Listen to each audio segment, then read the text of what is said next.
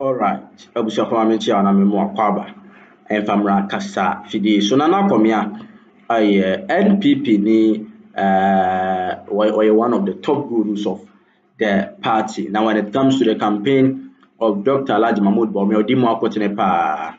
Now Abusha for what they say be abetuja already the kind amamo updates concerning NPP amonoku no looking at some of the promises I'm making here. Bi won ma betida for failure bi won ntimi for failure ho nsem bebre NDC propaganda and then a whole lot abemo report no bia na Akomea asa kasa bi this time o kire say o hwe NPP amonyoku no na o hwe ntutu ya amonyoku na ye o hwe the 7 years amodi atena akonya ne so a every 2017 2018 2019 2020 2021, 2022, 2023, and now we are in 2024. So Ghana's economy showing signs of improvement. We and Akomea ni semu or dia tuja earlier on. All kasano na wachele said there are certain things omu eka so be ya omu ntimi enyeye attributing them to certain external factors obu be so. Looking at the COVID-19 pandemic, a whole lot of movie so.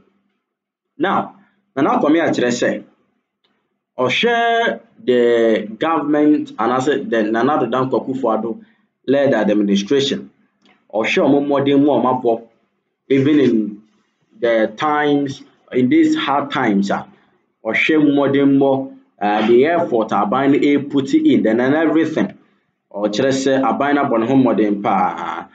He talked about the Ghanaian currency, that is the cedi.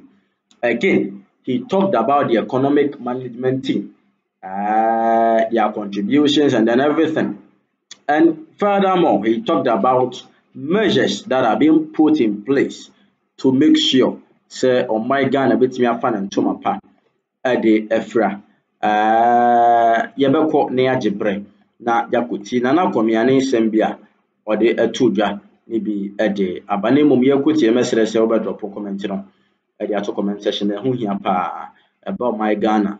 Se ye ka my Ghana ho asem a aya na me pese odo hu be shame because ye ka o my Ghana enye mpanifo no nko a na eye o my no.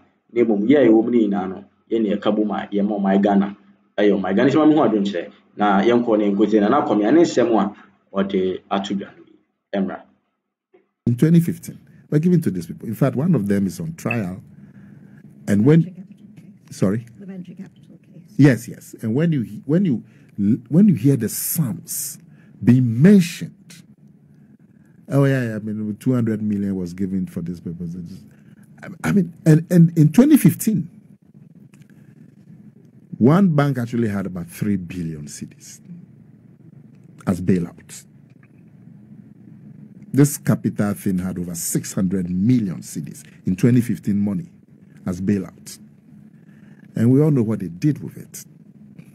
They used it to form new companies. And it's a very sordid tale. And I don't know if the taxpayer was going to have the appetite for more monies to be pumped to these people.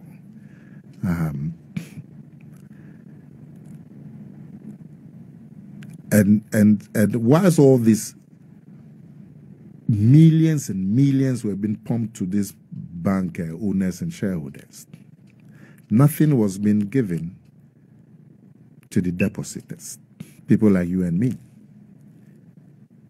About 4 million people who had their monies in these banks, who could not get their monies out. So a lot of the costs of the banking reform came because the depositors,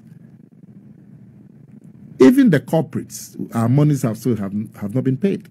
But that for the individual depositors, 4 million people, they had their accounts. That's where the major cost came from.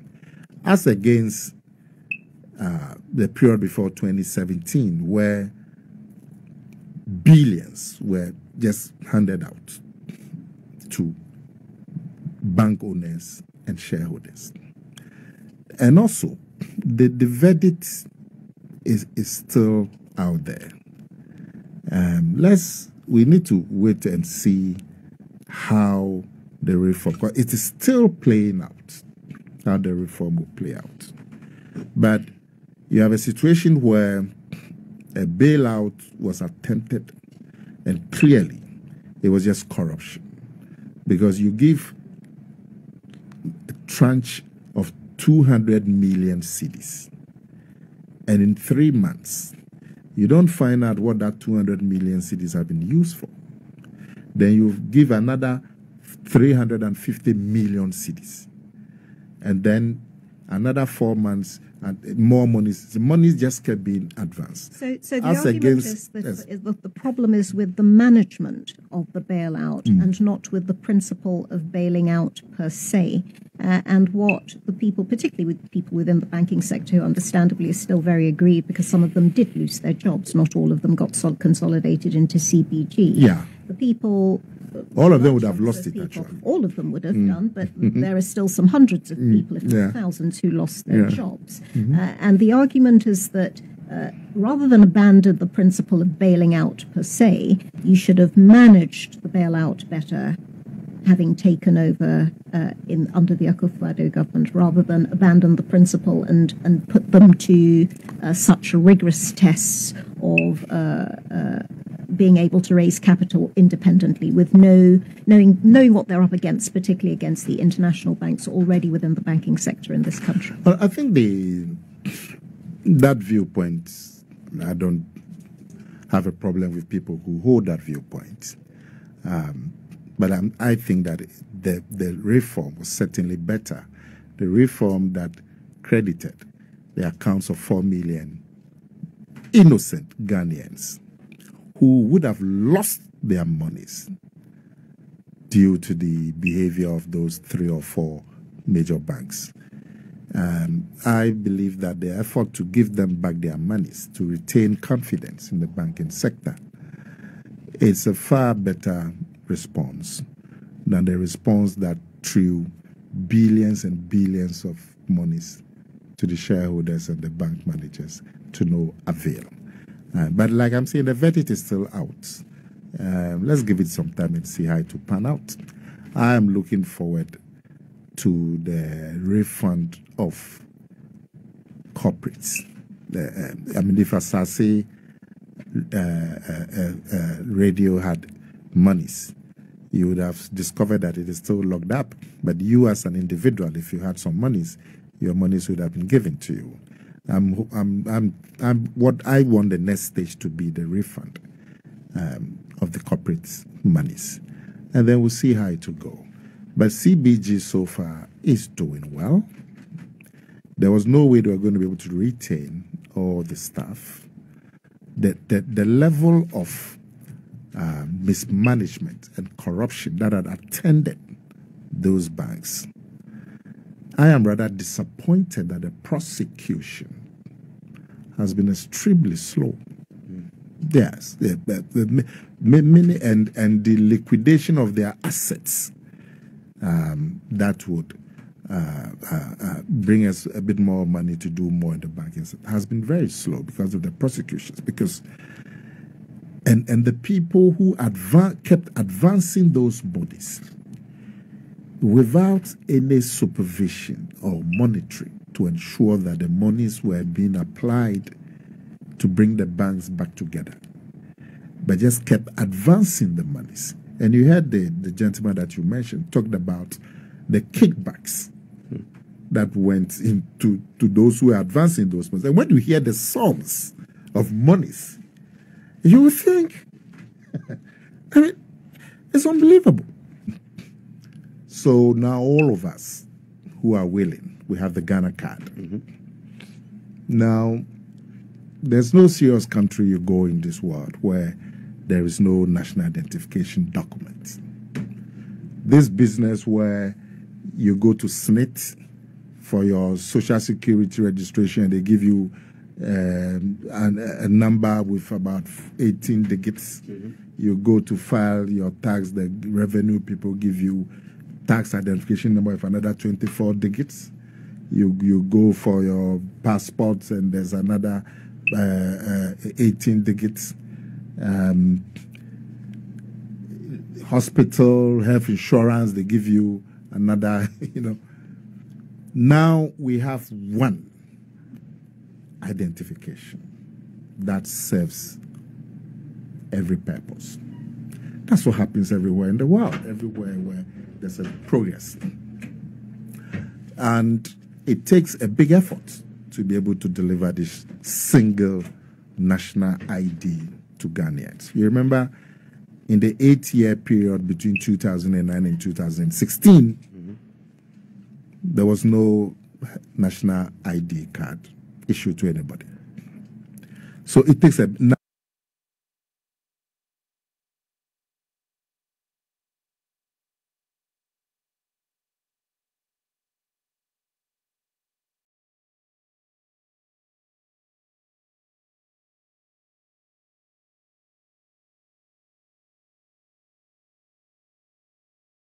Now, on the back of this card,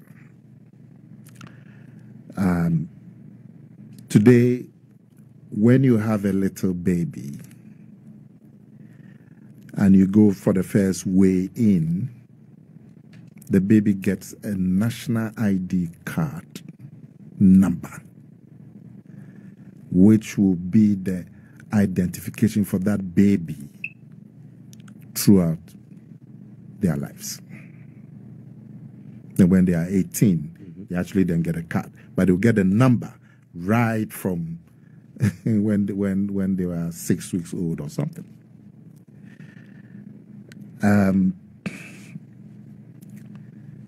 When you are a student now at the tertiary, and I think you also must have experienced this. You wanted a loan, you have to go and look for 3 guarantors,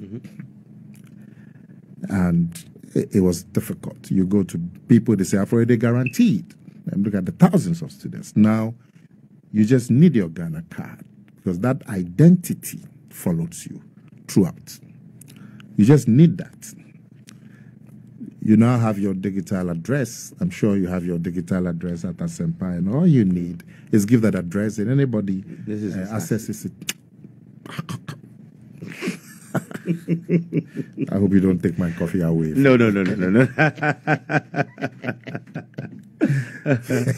Indeed, I mean, we do have a digital address. You have a digital address, So all you have to do is just put that on your call cards, and that's it. Anybody, interoperability is a major development. Yeah. So now you can send money across networks. So MTN to Vodafone or to Airtel or whichever. But more crucially, interoperability allows you in Ghana to move funds between your bank account and your mobile wallet. Okay. It is the first in Africa. To move funds. When you go to Europe, you don't find this in many countries. Where you can actually, so your mobile wallet now becomes a bank account. You are now going for your tax, it's just your Ghana card number. It's your tax identification number. So all the people who have Ghana cards automatically have been registered for taxation purposes, and it's moved people eligible for taxation from about 4 million to about 16 million people with Ghana cards. And so now it gives us a base to try and broaden the tax base because you now have the numbers. And all this is possible as a result of the Ghana card and as a result of Digital Drive being championed by Dr. Bawumia. Today, the policeman sees your car, they enter your number in their phone, and they can see if your insurance is up to date. Has it happened to you before? You have been lucky. I've been very 3 weeks ago, I saw these police people at Obechebilamte, and they checked my insurance, and I saw the phone they were holding. They've even sell the band we used to hold. Oh, the rubber band. Yeah, that's what police officer had used for his phone. And yet he was able to check my insurance. Yes. And to tell me my insurance was 2 days out of date. 2 days out of date. Can you imagine? And it's all possible